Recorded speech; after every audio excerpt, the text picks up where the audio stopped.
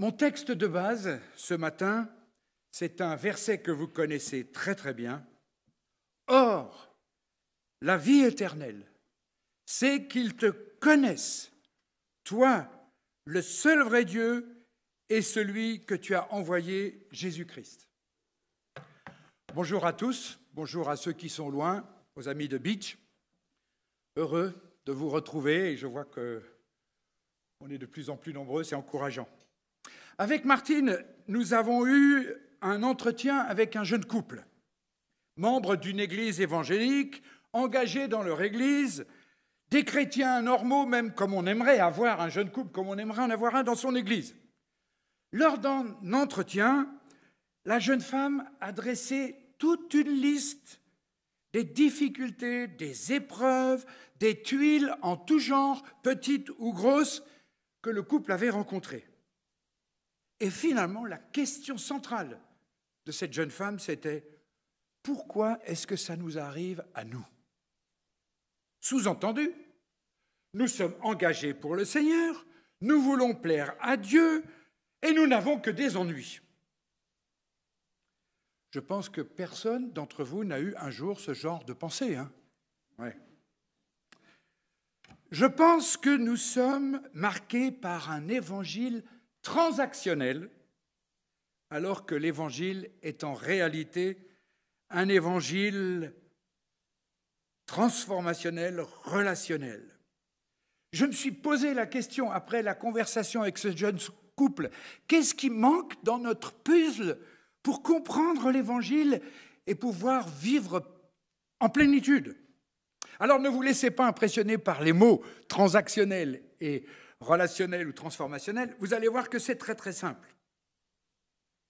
Il y a l'évangile en 2 ou 4 chapitres. Si je vous pose la question, pourquoi est-ce que Jésus est venu? Allez, proposez-moi une réponse. Pourquoi Jésus est venu? Oh, il n'est pas venu pour rien. Ah bon? Alors, allons-y. Pourquoi Jésus est venu? Pour nous sauver. Très bien. Pourquoi encore? Pour glorifier son Père. D'accord. Ouais. Et quoi d'autre? Pour porter nos péchés. Et quoi d'autre? Pour être un exemple. Ouais. Pour nous montrer le chemin vers Dieu. Toutes ces réponses sont bonnes. Mais est-ce que vous ne croyez pas qu'on est encore à la surface de l'Évangile, qui est encore plus profond que cela? Honnêtement, il me semble que nous avons tendance à nous concentrer sur une partie transactionnelle du message, mais que la vision glorieuse et la réalité de l'Évangile est bien plus grande que cela. L'Évangile, c'est l'histoire d'une relation brisée. Et nous ne devons pas réduire l'Évangile à une simple transaction pour le priver de sa majesté, de sa beauté et de sa gloire incompréhensible. L'Évangile, c'est l'histoire du désir inexplicable de Dieu avant même la création, de nous intégrer dans son amour. Et quand je dis nous intégrer dans son amour, c'est nous intégrer au cœur même de la Trinité. Et parce que c'est la volonté, le désir suprême de Dieu, il n'a pas hésité à envoyer son Fils pour nous racheter et nous réintégrer dans son amour. C'est l'histoire de la restauration pour laquelle nous avons été créés de toute éternité. Et nous pouvons nous concentrer, ce que nous faisons le plus souvent, sur les 2 thèmes de la chute et de la rédemption, qui sont effectivement une partie de l'histoire, il n'y a pas de problème. Et vous avez vu que j'ai dessiné un triangle, c'est la Trinité. Et à cause du péché, nous sommes exclus de cette Trinité, à cause de la chute. Mais parce que Jésus est venu, nous sommes à nouveau en communication et en communion avec le Père. Mais la grande histoire révélée par la Bible comprend 4 chapitres et pas seulement 2. Nous sommes destinés, depuis la création, et vous voyez où se situe toi, là, ici, il se situe dans le triangle de la Trinité. Depuis le début, Dieu nous voulait inclus dans cette relation d'amour trinitaire. La chute, Jésus est venu, mais l'objectif de la vie éternelle, c'est de nous replacer pour l'éternité au sein de l'amour de la Trinité. Tout ce qui a été perdu dans la chute a été restauré par la rédemption. Passons à l'Évangile en 2 chapitres. On pourrait le résumer ainsi. Signez ici et recevez la carte sortie de prison. Bien sûr, les évangéliques n'ont jamais reçu cela. Pourtant, une certaine forme d'évangélisation. Vous savez, ce genre de croisade où il fallait s'avancer, lever la main et signer une carte, et après on était intégré dans l'Église. C'était difficile à comprendre pour les chrétiens, difficile à comprendre pour les gens de l'extérieur, comme si on avait effectué une transaction. On avait fait un geste pour Dieu et Dieu faisait un geste pour nous. Parce que qu'est-ce que c'est une transaction? C'est vous faites A, vous recevez B, et si ça ne vous plaît pas, vous le renvoyez. Comme sur Amazon. Vous comprenez? C'est ça la transaction. Vous allez dire, tu exagères Alain. Je me souviens d'une de mes toutes premières prédications en Afrique, à Kinshasa, dans une rue très très pauvre. J'ai fait un appel. Les gens se sont avancés.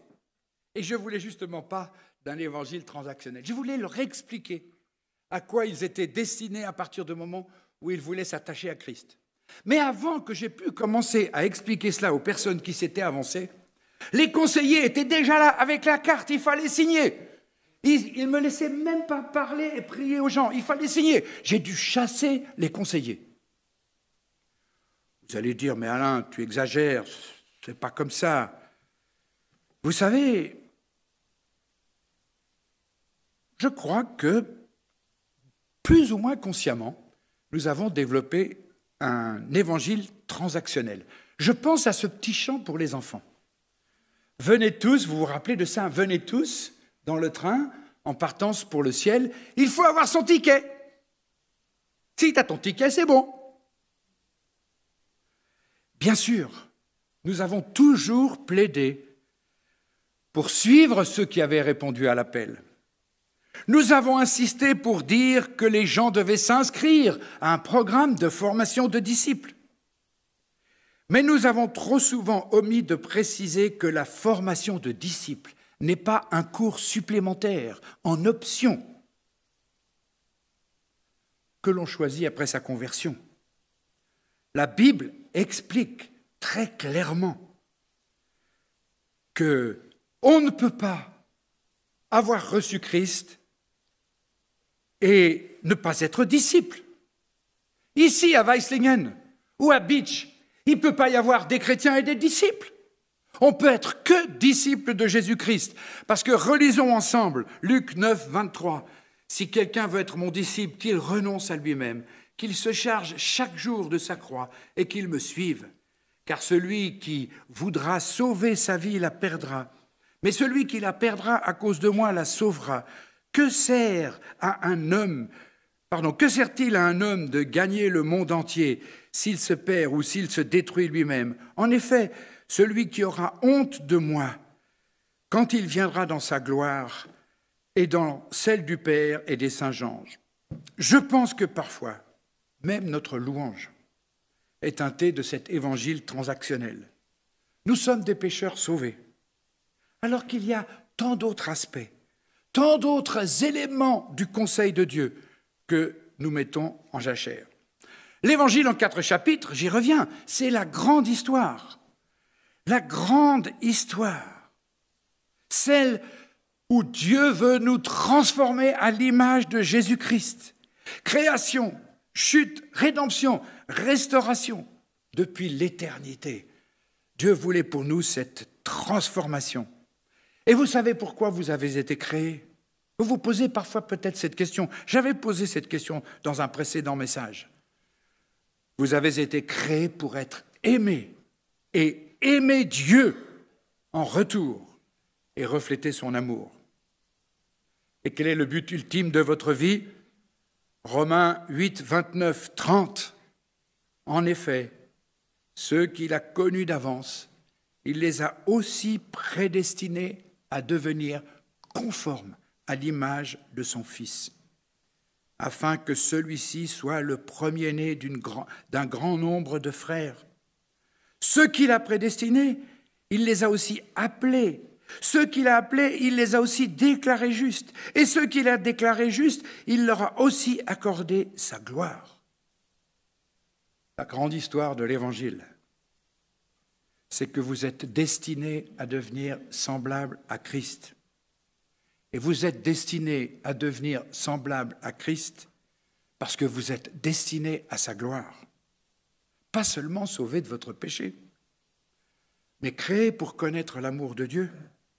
Paul précise, Dieu nous connaît d'avance et nous destine à Jésus, à dire que la vraie vie, c'est connaître le seul vrai Dieu. Voilà le sens de notre vie. Le problème que pose l'évangile transactionnel. En fait, l'évangile transactionnel, il pose les choses en termes de formule. Si je prie la prière du pécheur, je suis sauvé pour l'éternité. Si je lis ma Bible consciencieusement et que j'ai un culte personnel régulier, je peux m'attendre à ce que Dieu s'occupe de moi. Si je vais régulièrement à l'église, j'aurai l'impression d'être en accord avec le Seigneur. Si je donne 10% de mes revenus, sans doute j'aurai une moisson de bénédictions matérielles.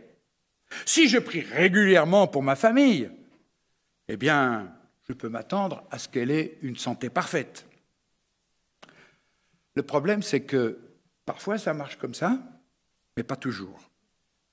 Cette vision a un revers. Lorsque les choses ne se déroulent pas comme prévu, lorsque quelque chose ne marche pas dans la transaction, il nous faut une explication. Lorsque nous prions avec ferveur pour que quelqu'un soit guéri et que ça ne se produit pas, nous nous posons des questions comme « Est-ce qu'on a prié assez fort? Est-ce qu'on a manqué de foi? Pourquoi? Qu'est-ce que nous avons fait de faux? » Lorsque nos efforts pour consacrer du temps à la prière, et après on a encore faim et soif intérieurement, nous n'arrivons pas à entendre le Seigneur, nous nous disons, mais qu'est-ce que j'ai fait de faux? Qu'est-ce que j'ai fait de mal? Où est le péché dans ma vie? Qu'est-ce qui bloque la ligne directe avec le ciel?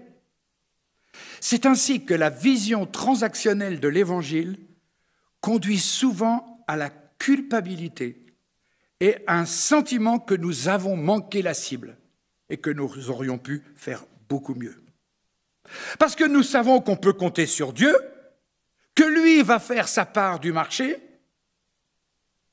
C'est dans les conditions, hein. Donc le problème doit venir de nous. Je me rappelle aujourd'hui avec tristesse, Nicolas, certainement tu t'en souviens aussi, quand ma première épouse est tombée malade, nous étions quand même dans la transaction. Qu'est-ce qu'il faut faire pour qu'elle soit guérie? On a brûlé des objets. On a confessé des choses. J'ai confessé qu'enfant, j'avais été soigné par l'homéopathie. Je me rappelle qu'on a fait plein de... Qu'est-ce qu'il fallait qu'on fasse pour que Dieu agisse? Sur quel bouton appuyer? L'idée même de dire que nous devons faire quelque chose est fondamentalement dans la transaction. Je ne dis pas faire quelque chose pour notre sanctification, je parle de notre relation. Si moi j'ai fait ma part, alors Dieu doit faire la sienne. Le problème de l'évangile transactionnel, c'est que Dieu ne se conforme pas à nos idées concernant la manière dont il doit agir et se comporter. C'est lui qui décide comment il bénit. C'est lui qui décide qui il va bénir. Et l'histoire de Job est une démonstration extraordinaire. Dans une sorte de pari cosmique, Dieu permet à Satan d'affliger Job, détruisant son gagne-pain, sa famille, sa santé. De quoi s'interroger, hein? Qu'est-ce qu'on a fait pour mériter des choses pareilles? Alors que Job est assis dans la poussière et se lamente sur son sort, ses amis viennent. Ils veulent le réconforter. Et ils essayent d'offrir une explication à cette transaction. Ils insistent de plus en plus. Job doit quand même avoir fait quelque chose qu'il doit identifier et confesser. Car dans leur vision transactionnelle du monde, Dieu punit toujours le pécheur et récompense les justes. Sauf que on voit beaucoup de pécheurs qui sont bénis et de justes qui ne le sont pas. Aïe, aïe, aïe! C'est là qu'on se rend compte que l'évangile transactionnel pose une vraie question. Après 35 chapitres de questions, de tentatives d'explication, pourquoi ça m'est arrivé à moi? Dieu répond enfin à Job. Qui donc obscurcit mes desseins par des discours sans connaissance? Mets ta ceinture comme un brave. Je vais te questionner et tu m'enseigneras. Où étais-tu quand je posais les fondations du monde? Ah, Dieu, lui, est dans la grande histoire. Il est dans la création, dans ses intentions premières. C'est là que tout commence. Dans les 2 chapitres suivants, Dieu poursuit le récit spectaculaire de sa puissance, de sa sagesse insondable. Le tout sous forme de questions qu'il pose à Job. Et à la fin de sa mise en question de Job, c'est Job qui termine en disant « Je suis trop peu de choses, et que répliquerai-je? Je mets donc la main sur la bouche. J'ai parlé une fois, et je ne répondrai plus. J'ai même insisté une 2e fois, et je n'ajouterai rien. » En termes transactionnels, en d'autres termes, Job se rend compte qu'il ne peut pas faire rentrer sa relation avec Dieu en termes de transaction. Dieu était au commencement de l'univers, avant même l'univers. Dieu connaît les étoiles par leur nom, les moineaux par leur nom. Il connaît le nombre de cheveux de notre tête, même si c'est plus facile à calculer chez moi. Il maintient la création par sa parole et sa puissance. Et on ne peut pas réduire Dieu à une formule.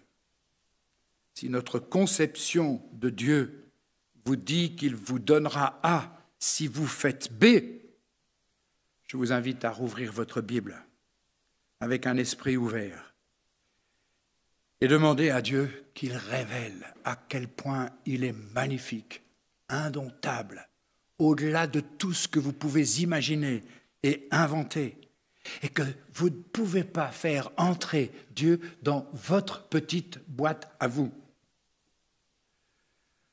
Voyons maintenant l'évangile relationnel, ou certains disent transformationnel. C'est bien plus que de nous sauver de nos péchés. Dans l'Ancien Testament, les Hébreux utilisaient un mot couramment traduit par « connaître ». Et vous vous rappelez que mon texte clé pour aujourd'hui, c'est « afin qu'ils te connaissent, toi, la vie, le seul vrai Dieu et la vie éternelle ». Le mot hébreu utilisé, c'est « yada », qui ne parle pas d'une connaissance intellectuelle ou académique. Dans Genèse 4:1, nous lisons que Adam eut des relations avec sa femme Ève et qu'elle conçut. Adam connut Ève selon Second. Mais selon Second 21, c'est Adam eut des relations conjugales avec sa femme. Ça montre l'intimité de la connaissance. Ça montre la force du mot yada. C'est le mot utilisé pour décrire la relation de Moïse avec Dieu lorsque il est dit que Moïse connaissait Dieu face à face, comme un homme connaît son ami. C'est le mot yada, connaissance, que Salomon utilise dans Proverbe 3, lorsqu'il nous est dit que nous devons reconnaître Dieu dans toutes ses actions. Vous connaissez ce verset, Proverbe 3, 5, 7. « Mets ta confiance en l'Éternel de tout ton cœur. » Yada, connaître. Tu connaîtras Dieu. Et ne te repose pas sur ta propre intelligence. Cherche à connaître sa volonté pour ce que tu entreprends. et il te conduira sur le droit chemin. Ne te prends pas pour un sage. Révère l'Éternel. Détourne-toi du mal. C'est exactement ce que... Ah ben voilà, j'avais le texte. Alors on peut le relire, puisque vous l'avez. Mets ta confiance en l'Éternel de tout ton cœur. Et ne te repose pas sur ta propre intelligence. Cherche à connaître sa volonté pour tout ce que tu entreprendras. Il te conduira sur le droit chemin. Ne te prends pas pour un sage. Révère l'Éternel et détourne-toi du mal. C'est connaître dans cette intimité dont il est question dans l'Ancien Testament. Et c'est ce à quoi Jésus pensait. Or, la vie éternelle, c'est qu'ils te connaissent, toi, le seul vrai Dieu, et celui qui t'a envoyé. Est-ce que votre désir est de connaître Christ et le Père avec cette force et cette intensité? Ou est-ce que votre préoccupation, c'est d'être assidu au culte, de lire une courte méditation chaque matin, de servir un peu quelque part parce que chaque chrétien doit servir? Ou est-ce que vous êtes préoccupé par votre relation avec votre Père céleste, préoccupé par cette transformation intérieure qui doit se produire en vous pour que nous accédions un jour dans la gloire pour l'éternité? Préoccupé par cette connaissance profonde de la divinité, de la Trinité, pardon. Certes, il y a des éléments transactionnels dans l'Évangile, mais lorsque nous les rendons primordiaux, nous passons à côté de l'essentiel. Nous commençons par croire que Jésus est venu pour quelque chose. C'est vrai, il est venu pour quelque chose, mais il est venu pour lui. Cherchons son visage plutôt que ses mains. C'est à la lumière de son visage que nous connaissons la gloire de l'Évangile et que nous reflétons l'amour, qu'il reflète l'amour du Père et qu'il veut faire de nous ses fils, ses filles, ses intendants. Je me suis inspiré d'un article anglais qui pose la question « Votre foi est-elle orientée vers la transaction ?» L'auteur souligne que nous sommes tout le temps occupés. Il dit « Je ne parle pas ici d'une saison de la vie, comme l'éducation de très jeunes enfants ou un semestre intensif à l'université. Je parle de la norme qui consiste à être toujours occupé à faire les bonnes choses que l'on croit qu'on devrait faire en tant que chrétien responsable. » À quoi est-ce que nous évaluons notre spiritualité ? Bon, c'est déjà passé au point B, c'est pas grave. Assister au culte, assister aux réunions de prière, aux études bibliques, aux sorties de calendrier, ça c'est important pour nous, ça doit nous occuper. Mais est-ce que prendre du temps pour ses voisins, c'est spirituel ? Est-ce que si quelqu'un passe un moment difficile, aller le voir à la place de venir au culte, est-ce que c'est spirituel ? Croire que mon dévouement à Christ est prouvé par ce que je fais en dehors de ma vie de tous les jours, en dehors de ma profession, est une façon de croire au salut par les œuvres. Parce que vous savez, nous considérons une partie de notre vie comme spirituelle et une partie de notre vie comme séculière. La terre est remplie de la gloire de Dieu. Dieu est présent partout. Le Saint-Esprit vit en nous. Le Saint-Esprit vit en vous, que vous corrigiez des copies ou que vous changiez des couches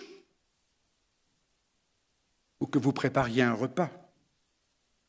Prions que Dieu nous donne de le voir dans tout ce que nous vivons et faisons et que nous vivons et travaillons pour sa gloire. Point B. Vous pensez que Dieu exige l'excellence en toutes choses. C'est une raison d'épuisement.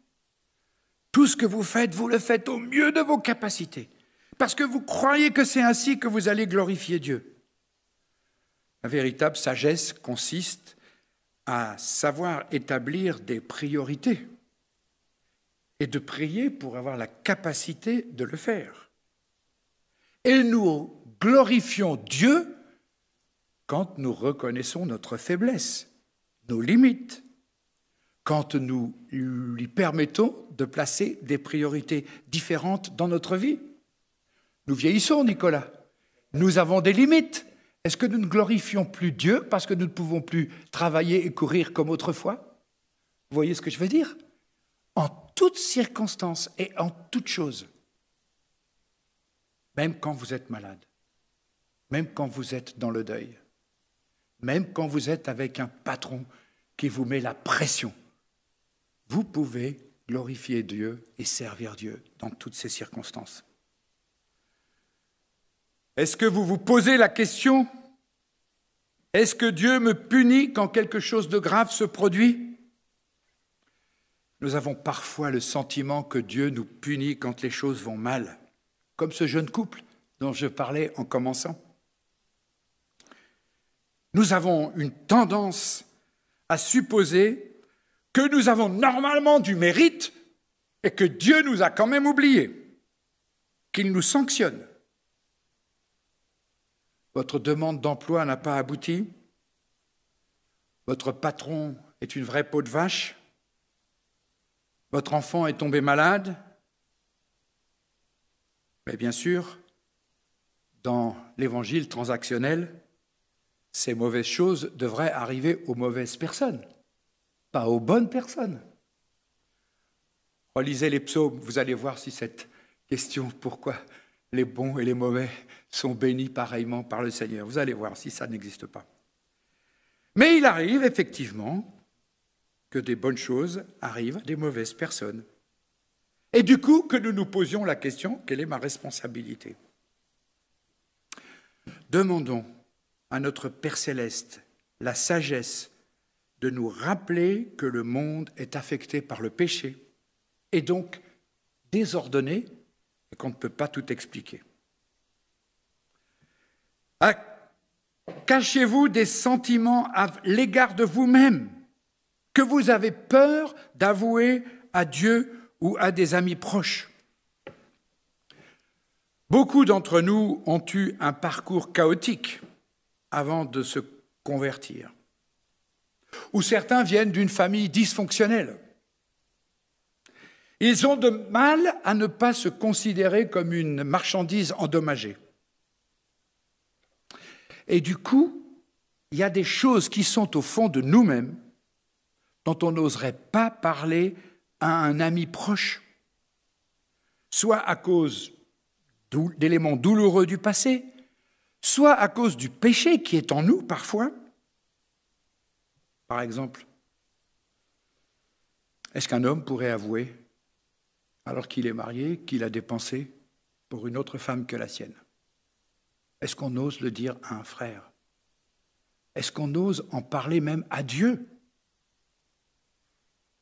Et nous sommes convaincus que si Dieu savait ce qu'il y a là-dedans, nous serions rejetés. Et nous pensons même, Dieu mérite de nous rejeter. Dans les combats les plus forts, alors que ma première épouse était malade, Nicolas, tu t'en rappelles, j'estimais que je ne méritais plus l'attention de Dieu. Prions que nous n'ayons pas un christianisme de façade, en serrant les dents, mais que Dieu nous aime, que nous sommes dans une relation, dans un évangile relationnel et transformationnel, et que l'Esprit est en train de nous transformer progressivement à l'image de Christ. Est-ce que vous êtes en froid avec Dieu? Est-ce que vous le boudez en quelque sorte? Ça n'arrive jamais, hein? Ça vous est arrivé? Ouais, moi ça m'est arrivé. De lui en vouloir un petit peu quand même. Certains chrétiens viennent au culte, ou ne viennent peut-être plus après le Covid, parce qu'ils sont en retrait. Parfois ça se voit, mais parfois c'est dans le cœur que la chose se produit. Vous savez qui est l'inventeur de l'évangile transactionnel? Ouvrez vos Bibles, Genèse 4, 3 à 8. Vous allez voir, il y a toute une histoire là. Genèse 4, 3 à 8.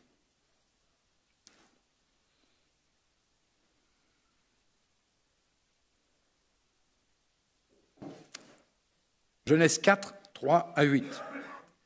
Caïn fit une offrande des produits de la terre à l'Éternel.